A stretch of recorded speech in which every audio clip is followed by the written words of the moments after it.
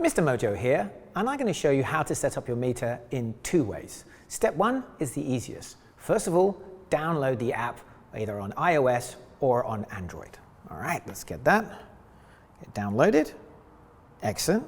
Step two, let's take a look inside here. Let's open it up. Let's grab our meter. You will notice on the back of the meter, there is a pull tab here. So you're going to pull that out, and that's going to activate the batteries inside. And you'll notice on the front here, the Bluetooth light is starting to flash to begin the setup process. And you just press sync on your phone.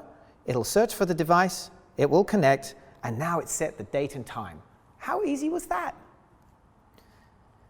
The other methodology of setting the date and time is to do it manually on the phone. And let's take you through how to do that now. Make sure your meter is on for when you sync on your phone, and you will see the Bluetooth icon flashing. But now we're going to show you how to do it manually. All right, so let's take a look at how we set the time. The two buttons on the side here, you can either move them up or down like that, or change between the fields. So do you like a 12-hour clock, or do you like the 24-hour military time? I like a 12-hour clock, and so I'm going to double tap on the front there, and I will get to the next field. So here we are, we're on the next field, and this is for the year, and it's saying 2020. Well, that's the year we're in, so we'll double tap that. The next thing we're going to set up is the date format. It can be either set in the American way or the European way. The American way is month, then date. European is date, then month. So will you see underneath here, it says MD or it says DM. So we want month, then date. Double tap at the front like that.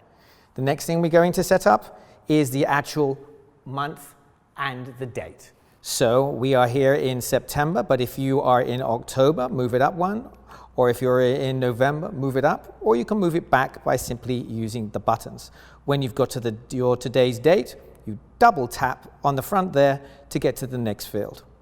So the next field, we're going to go to the date. Here it is showing us September the 3rd.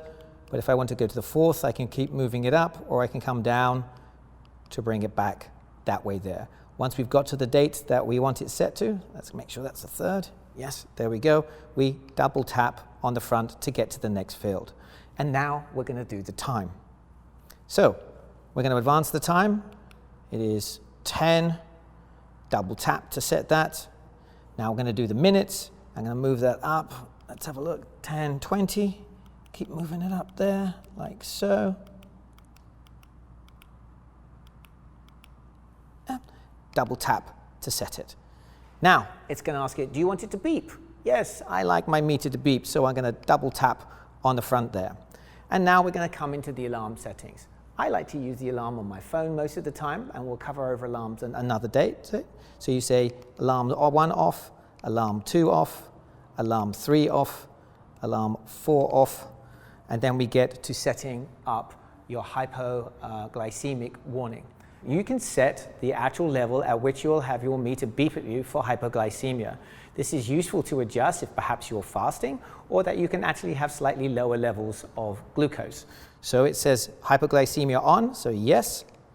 So when I'm fasting, I like to set my hypoglycemia warning down to 65. So I'm just going to lower this from 70 down to here, because that's kind of normal for me.